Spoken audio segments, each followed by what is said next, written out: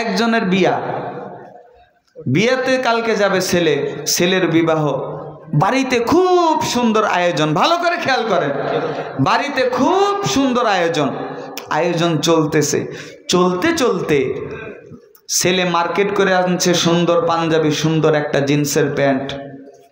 রাতের বেলা বলতেছেন কালকে তো বিয়া, আমারে তো পরতেই হবে, একটু কেউ তো এখন বাড়িতে নাই, একটু সুন্দর করে ছেলেটা দরজা জানলা লাগায়া ড্রেসিং টেবিলের সামনে দাঁড়ায়া পাঞ্জাবিটা পরেছে, প্যান্ট পরেছে। তো দেখে প্যান্ট সব ঠিক আছে, কিন্তু প্যান্টটা আধ হাত বড়। ভাই কয় হাত? একটু কথা বলেন, আমার স্যার বলতেছে আর আপনারা বলবেন না। কয় হাত বড়? আধ হাত বড়। এখন কি করবে, ও তো সেলাইয়ের কাজও জানে না, দৌড়ায় গেছে মার কাছে, মা এই প্যান্টটা একটু আধ হাত বড় হয়েছে, একটু কেটে সেলাই করে দাও। মা বলতেছে আমার অনেক কাজ, অনেক মেহমান আসছে, তাদের সঙ্গে একটু আমার বেড়াইতে হবে, আমার সময় নাই। রাগ করে বললো বিয়া আমার আর ব্যস্ততা উনাদের। দৌড়ায় গেছে বড় ভাবির কাছে, ভাবি কত কাজ করেছে আপনার, তো আমার প্যান্টটা কয় হাত বড় হয়েছে? সবাই বলে আধ হাত বড়, একটু কেটে দেন।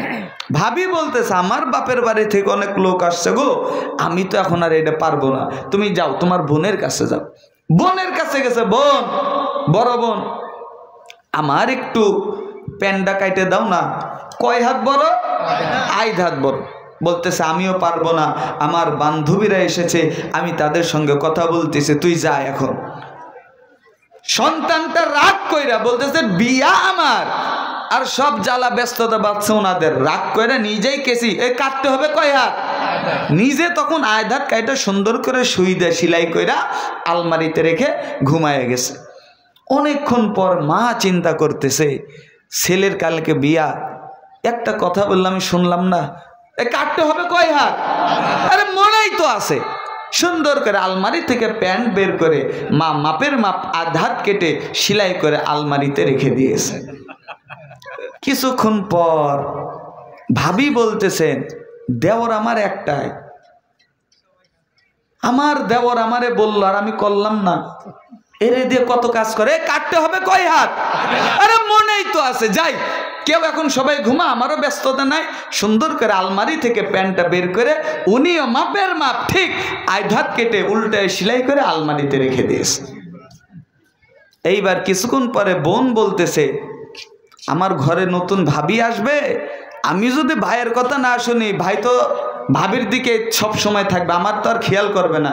ও মনে তো আছে কাটতে হবে কয় হাত, আধ হাত কাটা লাগবে, সমস্যা নাই। দৌড়ায় যে আলমারি থেকে পেন বের করে মাপের মাপ আধ হাত কেটে সুন্দর করে সেলাই করে রেখে দিয়েছে।